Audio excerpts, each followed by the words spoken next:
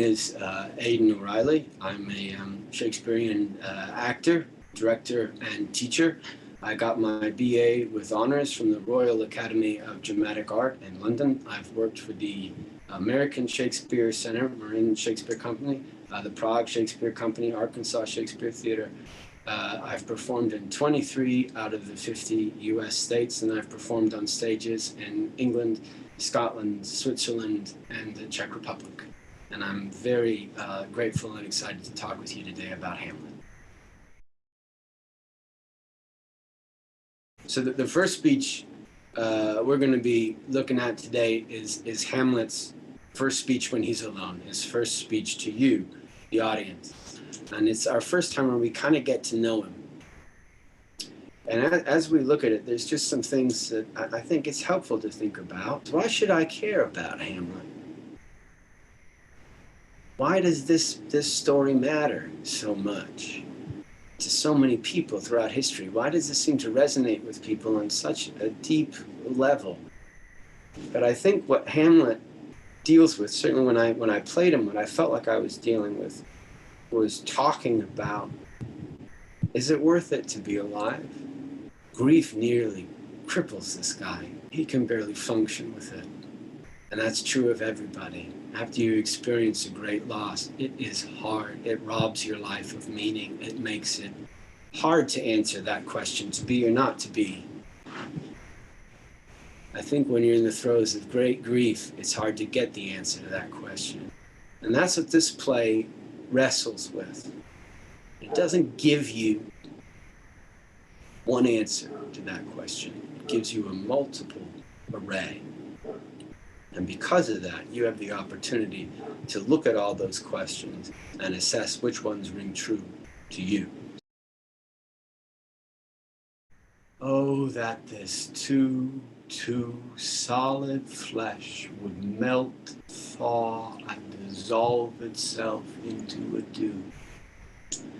But that the everlasting had not fixed his cannon against self-slaughter. Oh, God, how weary, stale, flat, and unprofitable seem to me all the uses of this world. Fie on it, ah, fie! 'Tis an unweeded garden that grows to seed things rank and gross in nature, possess it merely, that it should come to this.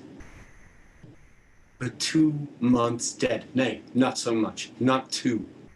So excellent a king that was to this Hyperion to a satyr. So loving to my mother that he might not beteem the winds of heaven, visit her face too roughly, heaven and earth must I remember. And she would hang on him as if increase of appetite had grown by what it fed on, and yet within a month, let me not think on it, frailty, thy name is woman. A little month, or ere those shoes were old with which she followed my poor father's body, like Niobe, all tears, why she, even she, oh God, a beast that wants discourse or reason would have mourned longer, married with my uncle, my father's brother, but no more like my father than I to Hercules, a little month, where the salt of most unrighteous tears had left the flushing in her galled eyes, she married. O most wicked speed to post with such dexterity to incestuous sheets is not, nor it cannot come to good. Break my heart, for I must hold my tongue. So that's kind of our first moment where we're alone with Hamlet. And I think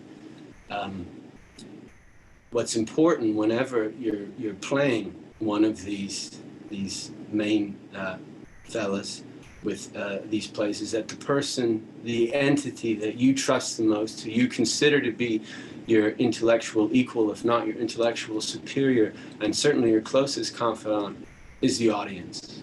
They're the people that if you're lying to them, you're lying to yourself as well as a character, which is something that's actually very helpful. That relationship with the audience is usually what kind of keeps you surfing throughout these productions. And Hamlet, I think, is right. We all go, oh, Hamlet's that sad prince who's always kind of moping around and carrying skulls and stuff. But what you have to remember is that he's a young man. He's home from college, and he's experiencing, for all we know, his first real time with grief, serious grief, the loss of his father, whom he dearly loved. And he's not used to being sad. That's why it throws the whole court off. Everyone's like, cheer up, what's wrong with you? Let this. He's not actually a sad person. He's usually, by all the friends that he has, Rosencrantz, Guildenstern, Horatio, the fact that he's in love with a woman, Ophelia, you have this, he's obviously a charming, charismatic, curious fellow.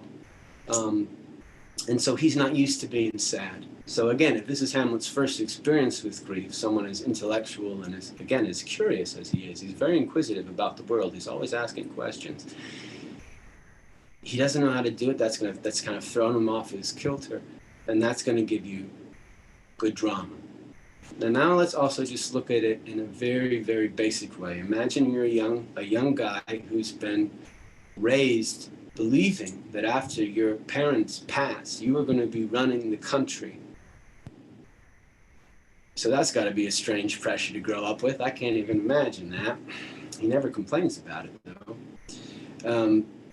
And here he is, kind of ready to do that. He's in school. He's trying to be as smart as he can. He's trying to be as good as he can at everything because of the responsibility that he's going to be running his country. And then his father dies. His father, who was a great warrior and by all accounts a great king, from what we're given. I mean, obviously, this is a one-sided argument because this is from Hamlet's perspective. He passes. You go home. Your mom and your dad were more in love than anyone else you certainly knew. I mean, it was, and she would hang on him as if increase of appetite had grown by what it fed on. She only wanted him more. And then he dies, and not even 2 months later, she marries, which is odd enough, but not unusual. Sometimes that's how people recover from loss, is to fall in love as quickly as they can, or think they do. But she marries your dad's brother, your uncle. Were they having an affair before? Where did this come from? All these questions. Wait, didn't she love your dad? All of this stuff is suddenly thrown up into the air on top of the fact that you've lost your father. And then he, of course, Claudius, your uncle, is now king. So you thought you were going to be taking over the country, and now someone else does. Your uncle has become king, and you're kind of in this weird stasis. It's only been 2 months, and everyone is acting like your father just didn't die, and it's not strange that your mom just married your uncle and now he's king, and you're like, all right, I'm going to go back to school. That was the line I was trying to remember earlier. But break my heart, for I must hold my tongue, is the last thing he says to you, the audience, his closest confidant. And what he's saying is, all right, this isn't good. This can't be good. But you know what? I'm not going to interfere with it. I'm going to leave. I'm going to go back to school. I'm going to go back to college. This can't be good, but I have a duty here to help my family, and that by this means is not talking. I'm not going to raise the issue. So that's what's kind of going on here, is him just kind of going to you, the audience, wait, this is madness, right? This is nuts what's going on. It's not just me. And again, I want to reiterate that what I'm giving you here is Hamlet's perspective. It's not the sole perspective. And it's obviously there's some bias there because he loved his father dearly. He's maybe not seeing the picture as humanely as he should. But that's where he's coming from. And again, I think when you're tackling these speeches, and they can be intimidating, particularly when they're out on the page and you have scholars putting notes by every word they're kind of writing on Shakespeare's coattails there. It's easy to forget that these plays belong to you and me. These are the people's plays. These were not plays that were written to be performed in colleges and for exclusive kind of crowds. Yes, they were performed at court, but mostly they were performed for what we called the groundlings. Everyone would come to see these plays at 2 in the afternoon, and most of them, and we still don't know how they managed this, should have been working at 2 in the afternoon. So they all kind of quit work to go see a play. I guess, sometimes you're working, you might watch a TV show on your phone now instead. So these plays belong to you and me. Truth is complicated. There aren't simple answers to these questions, and sometimes there's multiple answers to these questions. And what these plays give you, without judgment, most of the time, but not all, is a list of all the possibilities that are the answers to these questions for you to contemplate and come up with yourself. What you have with these plays is the potential to have a lifelong friend and guide who can help you when you get stuck. If you're in a situation like Hamlet where you're dealing with grief, maybe looking at these speeches is helpful. Thinking about it and knowing that there's a hand reaching out to you from 400 years ago, 500 years ago, tapping you on the shoulder and going, I've been there too. That's what's beautiful about these plays. And what you feel when you read them in here is correct. So let's just look at a little bit of this speech here. Just a little, we're going to break it down and we'll kind of see. The sooner you get used to it, the sooner you find the music will speak to you. It is music, it's word music. Oh, that this too solid flesh should melt. Oh, that this too solid flesh would melt. I can't remember if it should or would now. Oh, that this too solid flesh would melt, thaw, and resolve itself into a dew. All he's saying there is, wouldn't it be great if this too solid flesh, this, me, if I could just melt away. There's something gentle to that, right? It's an easy way to go, painless, and melt into a dew. And what we have there is, of course, a double play on words, because a dew meant goodbye. So he's saying melt into a dew, melt into a goodbye. Very simple. Very sad, right? But a very gentle thing. I wish I could just melt away. Or that the everlasting had not fixed his cannon against self-slaughter. Here we're getting a little darker, yeah.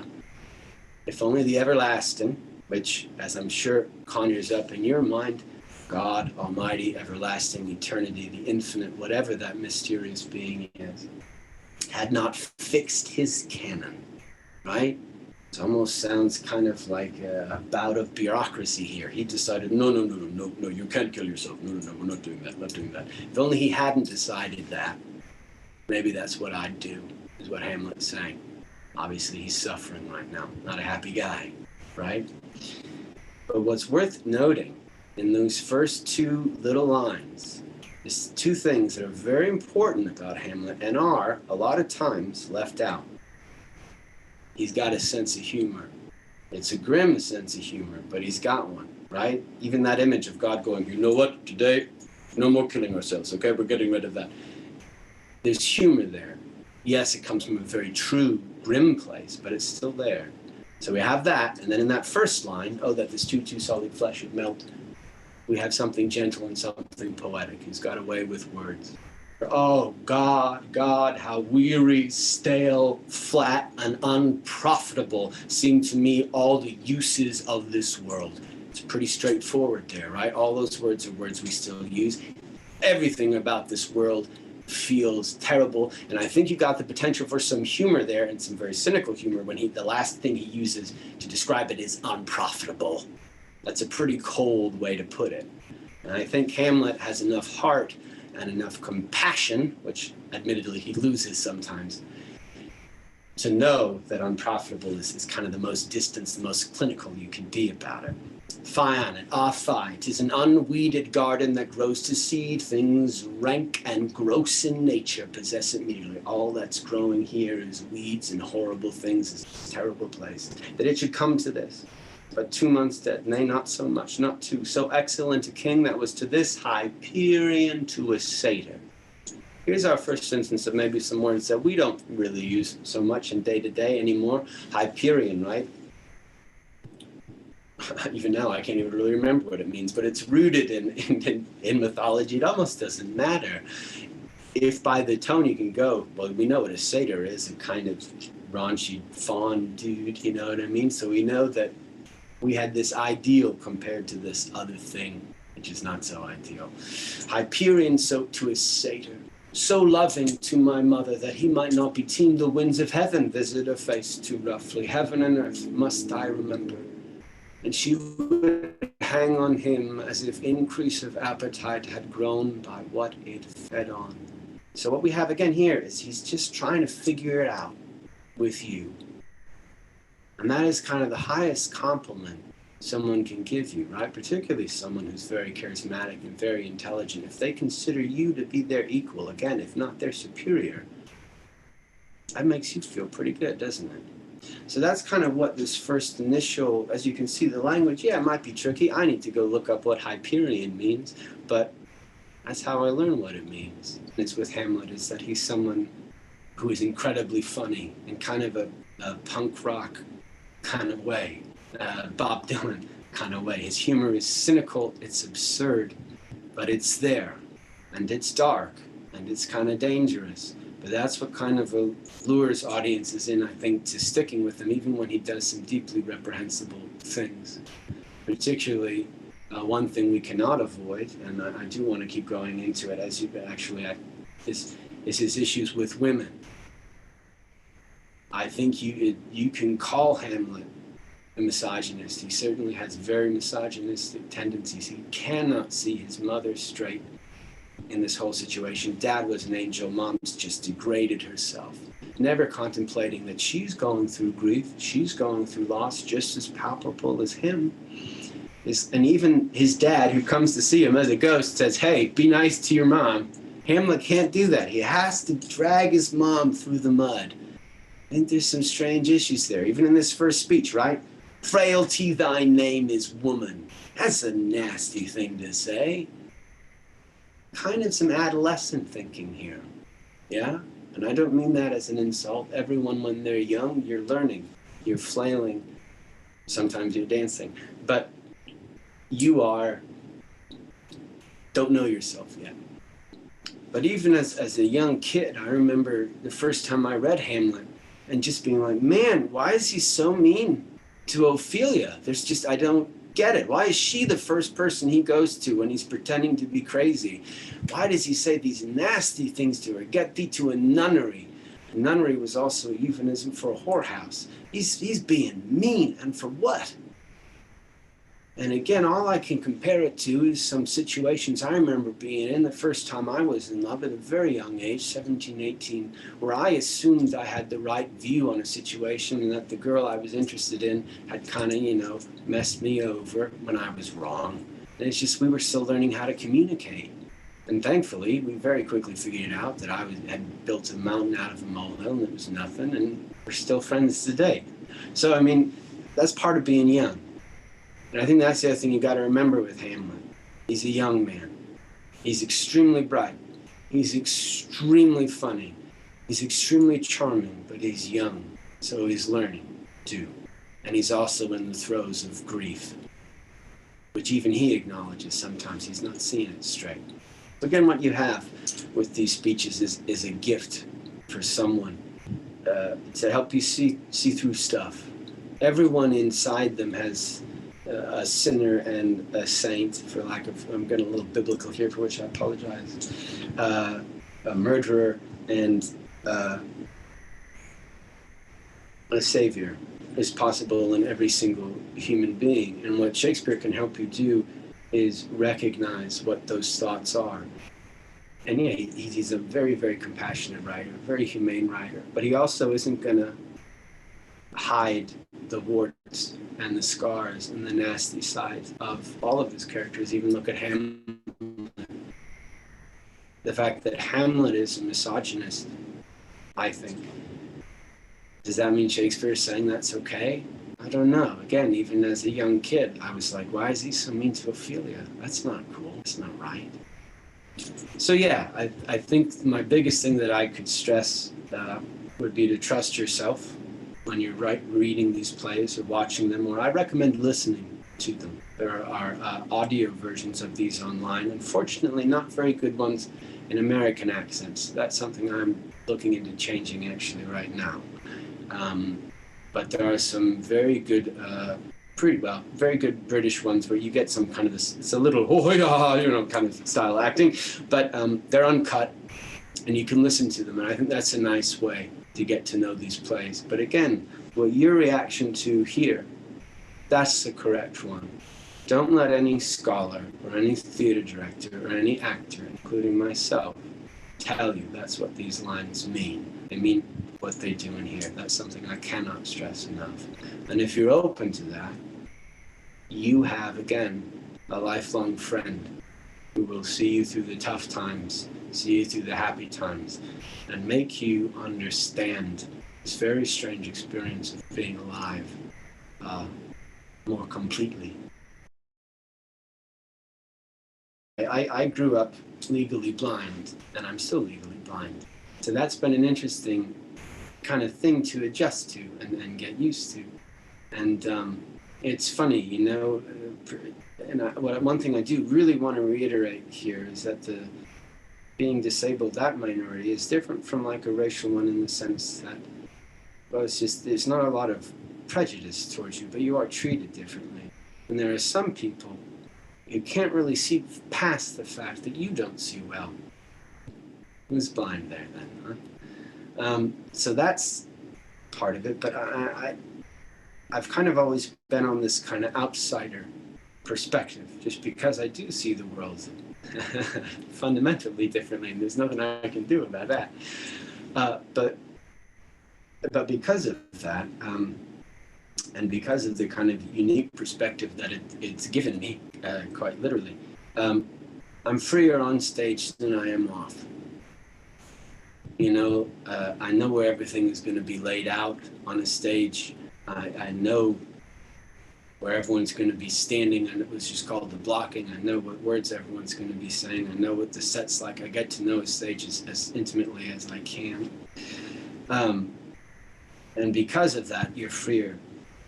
Yeah, I can do things on stage that I couldn't do in life. I sword fight all the time on stage. Couldn't do that in life. And just all the other things that I've been lucky enough to do.